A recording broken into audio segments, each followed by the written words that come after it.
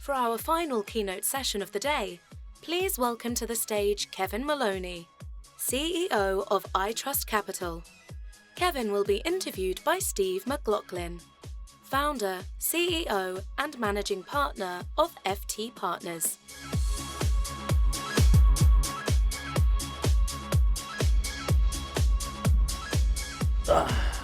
Is that me? Hey everybody, Steve McLaughlin here, FT Partners. Very excited to have Kevin Maloney here from iTrustCapital. I got chosen to do this ending slot, keeping us all between this and drinks, so we'll try to make it quick and punchy. But I got a choice of who I was going to bring up here, but the choice was to find someone that no one really knows that well, someone who's killing it under the radar, and a topic that doesn't really come up at Fintech Meetup and all the other big conferences that focus on broad fintech. So I thought the crypto world would be something interesting to folks. Kevin's running an amazing company that's providing crypto for IRAs and consumers all around the country, B2B, B2C, B2C, great model. We'll get more into it in a second. But Kevin, tell us a little bit about the company, how well you guys are doing, where you're at. Yeah, thanks for having me. Talk about a no-name. I think I have probably 15 followers on Twitter X, so sign up. So iTrustCapital, thanks for everybody being here, by the way, and having us this evening. We'll try to keep it brief. I think the happy hour starts in 5 minutes. It does. So we'll try to keep it brief and interesting. iTrustCapital, founded in 2018. We've got 100 people in Southern California. We are a fintech software platform that serves working professionals across America, allows them to invest into digital assets, cryptocurrency, through their IRA, their individual retirement account. So it's a tax advantage account on our platform that lets you buy and sell digital assets. I don't know how many people out there own digital assets. Anybody in the game? A little bit? Yeah, a few people? That's good. So it's all self-directed. We don't have a sales team. We differentiate in multiple ways, but we allow people to buy and sell through their tax account. And now we have, through their tax advantage account, now we have taxable as well, just launched. There you go. So. I thought the company was interesting because I had not heard of it, met him through a mutual connection. You guys tripled last year, you'll double this year, 100 million plus revenue this year, billion plus valuation. How did you do this somewhat undetected? And how have you broken out as a leader in the space? What did you do differently? Yeah, the diamond in the rough, the DIR. We kept our head down. We focused on a niche category that I would say wasn't super sexy in the crypto space. I mean, my job is to keep us out of news for negative stuff and create shareholder value, right? So that's all I have to do. Stay out of the news for negative stuff and try to deliver shareholder value, aside from recognizing and sustaining and rewarding some really talented people around us. But we focused on a niche category that no one was really paying attention to, and we kind of stayed down the middle of the fairway. We were probably the most boring, least sexy company in the crypto arena, and I like it that way. My background, I came from a large investment firm, Pacific Investment Management Company, PIMCO, and I was a compliance officer there, and so I dealt with all the rules and regulations. And so innately, since inception in our DNA was just follow the rules and regs, do everything by the book, and do the right thing for the clients. And we focused on this category, and we said, look, we got in, we launched the platform in 19 after a year of development, and I think we did, tens of thousands in revenue that year. And the next year went to 3 million, the next year went to 50 million, and it went on from there. And but I think the differentiating effect was the fact that we were able to not overcharge, give excellent service, and give people really access to things they wanted. I mean, there's tens of thousands of digital assets out there. We offer 75. And so we're kind of that boring, least sexy company down the middle of the fairway, staying out of the news for negative stuff. And you did most of that during a pretty wild and rocky and negative time for crypto. And now crypto is becoming a little bit more popular. We got the crypto president, we got Trump. And I think it's you just came back from Washington, D.C., White House arena with all the who's who. Tell us about that. You had the inside scoop. You're there in the room. Yeah, so that was interesting. Some insights from Friday's meetings and the reception after across the street from the White House. First of all, yes, a lot of tumultuous times in digital assets in the cryptocurrency arena. You had a lot of players in the news, and that didn't help anybody's story. So that was humbling because people want to know that you're doing everything by the book. And if you act in an ethical, transparent, compliant manner, that's great, but still the distraction in the news over here from FTX and others, it didn't help. And we invited the regulators into our office. Hester Peirce, Commissioner Peirce from the SEC, came to our office in Irvine. In fact, other founders said, "You guys are crazy. Why would you have the regulators come to your office?" Well, first of all, they don't regulate us, number one. Number two, I said, if you're not planning to do anything bad or doing anything bad, let's have an open, honest conversation and figure out how we can get some more regulatory clarity. So we had a really good exchange for a couple hours with the SEC last year. And then obviously we saw the elections occur. I don't know who might have been here at the BTC Tennessee event in Nashville, but there was tens of thousands of people in the room. RFK Jr. came in, Trump came in, and there was a lot of hoopla. And you wonder, is that a lot of hyperbole? Is that trying to get votes? And it was interesting. He got some votes. He certainly got support from the crypto sphere, the influencers in that space. And he seems to be doing what he had promised people. Some of the notes, the summary from the White House reception on Friday, and I spoke to briefly, Brian Brooks from Coinbase was there, Treasury Secretary Scott Bessent, Bo Hines, a young guy from Yale that runs he's the executive director for the crypto committee. Michael Saylor, interesting guy, had a good dialogue with him. And I started the conversation with the same thing. Is our president open and coachable, and is he listening to the experts around we have surrounded him with in this category? And fortunately, the answer was yes. He seems to be very open and very coachable and really wanting to do the right thing, from getting more regulatory clarity to establishing and understanding what is the crypto stockpile versus this crypto reserve, things like that. I think people expected more, that the government was going to come out and buy $1 trillion of Bitcoin and things like that, but it was really insightful. Do you think that there's been such a, I think, disappointment in the crypto community that somehow after these statements, after the crypto president, Bitcoin's not at 150 or 200,000? Why do you think it's pulled off the way it has? Yeah, so not a recommendation to buy or sell anything. That's my disclosure, but I think with the election, there was such a euphoric rise of, oh my gosh, it's going to go to the moon, digital assets in general, and specifically Bitcoin.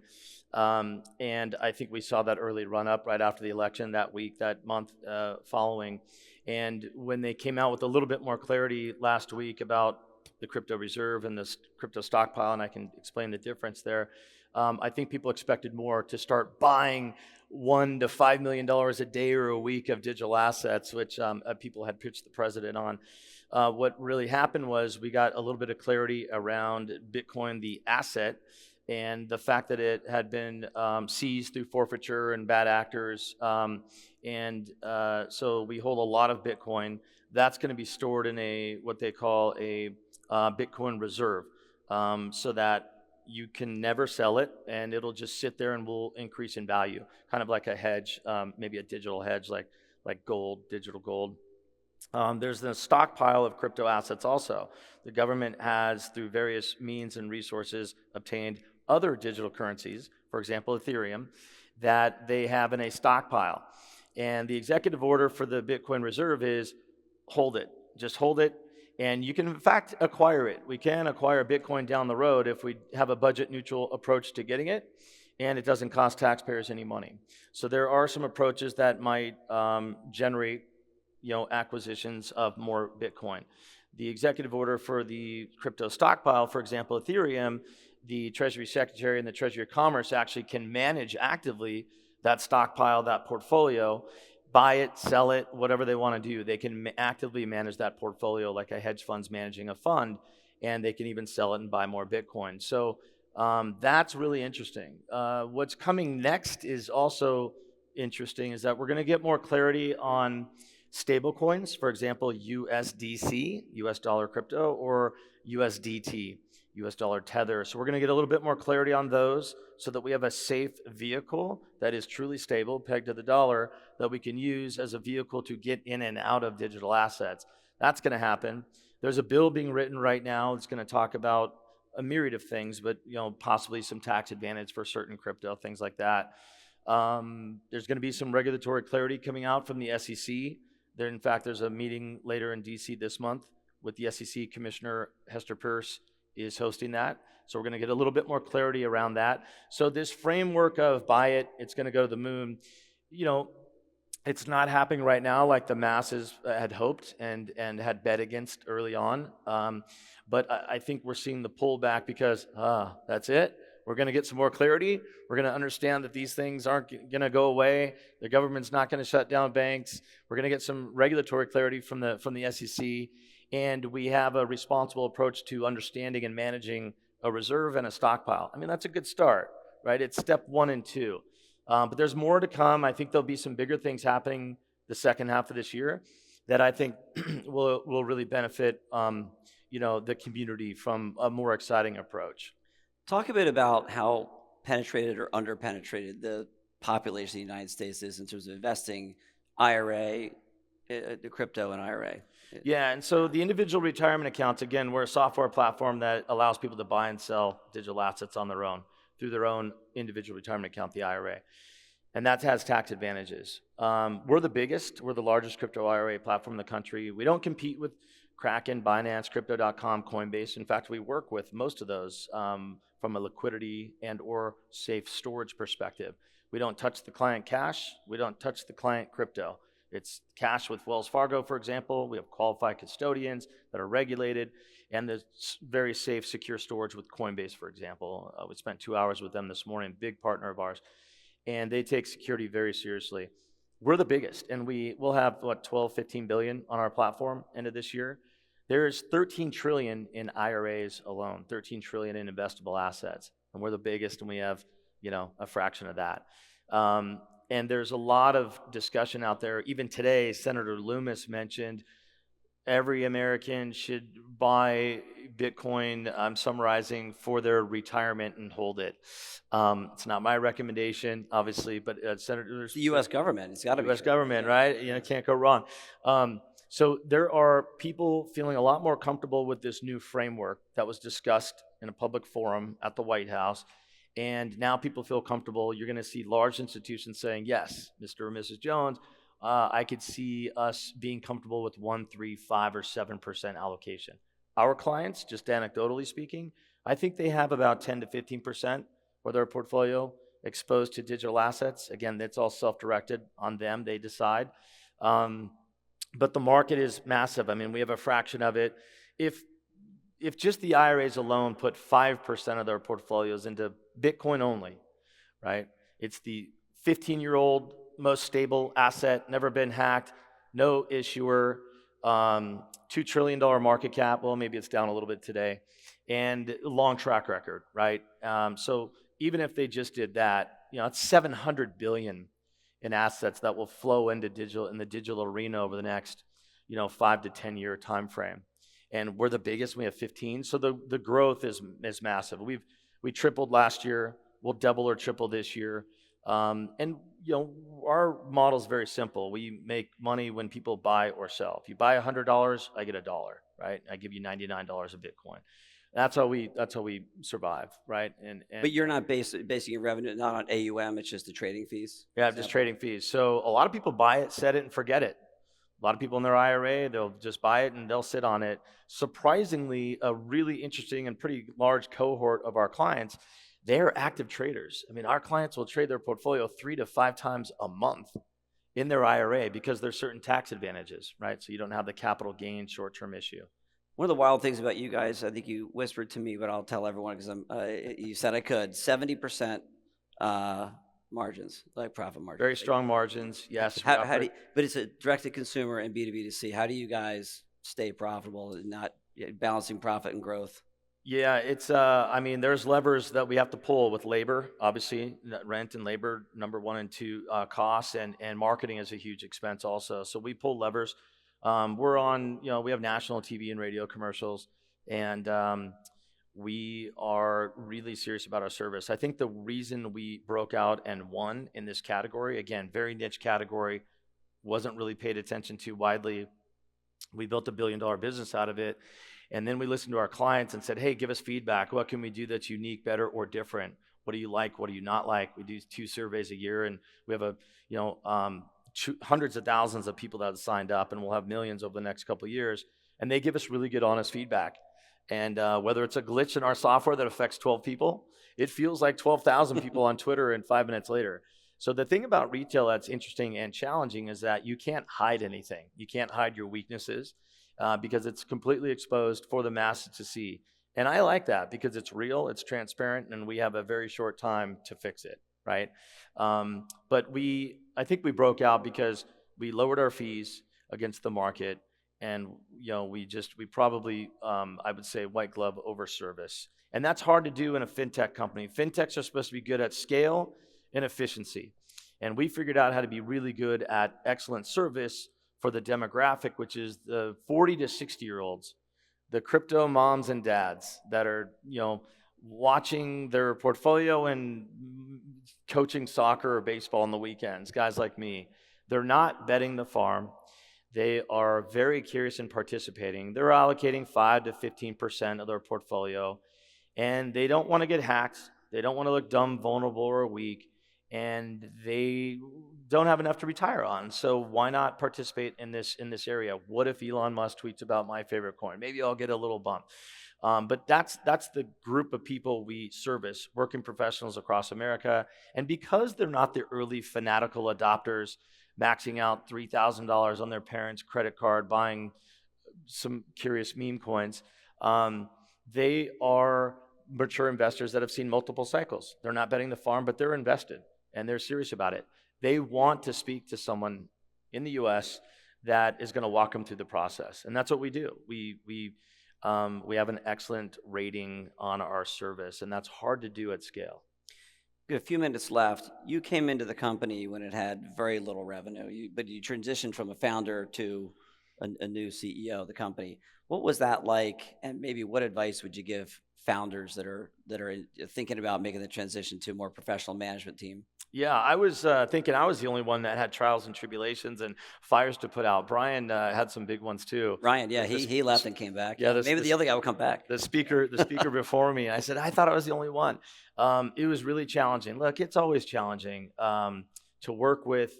We had a great founder CEO, a bright guy. He was able to execute quickly and lean, focused approach with the other co-founder, and I brought in some serious capital. We raised $130 million at a $1 billion plus valuation, and the board quickly realized that maybe we had outgrown a couple of the early founders, and they were rewarded handsomely and made money, and we're still friendly, and we talk to them. But a couple of them are completely out, and we brought in a new team. Myself and Trevor Gregory, our COO, came from Rakuten. My background was a compliance guy, a really boring background from PIMCO, which resonated well with the industry. It was a good time to be appreciative of compliance and transparency in the digital asset arena.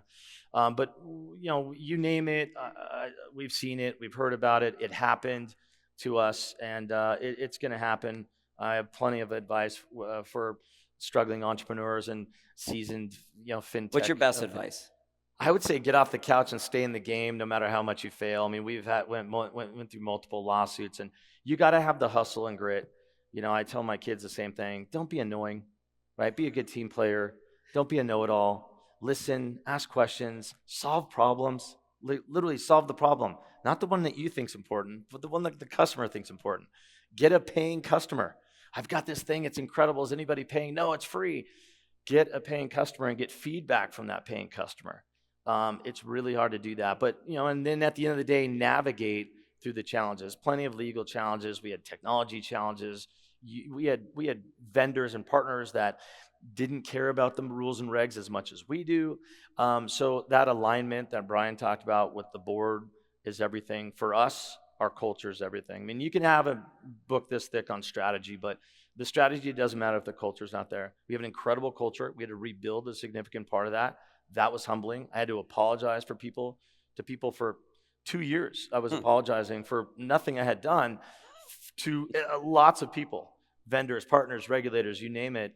So that was humbling, but the vision, we didn't waver from the vision. We had an incredible base of loyal clients. We dropped our fees. We gave them better service. We improved our technology. We improved our vendors. We hold everybody more accountable. We got off the couch and stayed in the game even when the walls were crumbling in. And we surrounded ourselves with good people and just listened to the feedback. I say it all the time, but we measured 5 times and cut once. We got everyone's opinion and perspective because there's no shortage of opinions. And then we tried to understand other perspective. And at the end of the day, what mattered most was the customer and how they felt and how they perceived the value, the service, and the security. So I hope that helps a little bit. That's great advice. I know we're up on time. Thank you all for joining us today. And Kevin, thanks for being up here with me. Thanks for having me. Thank you. Yeah, appreciate it. Thanks, buddy. Good job.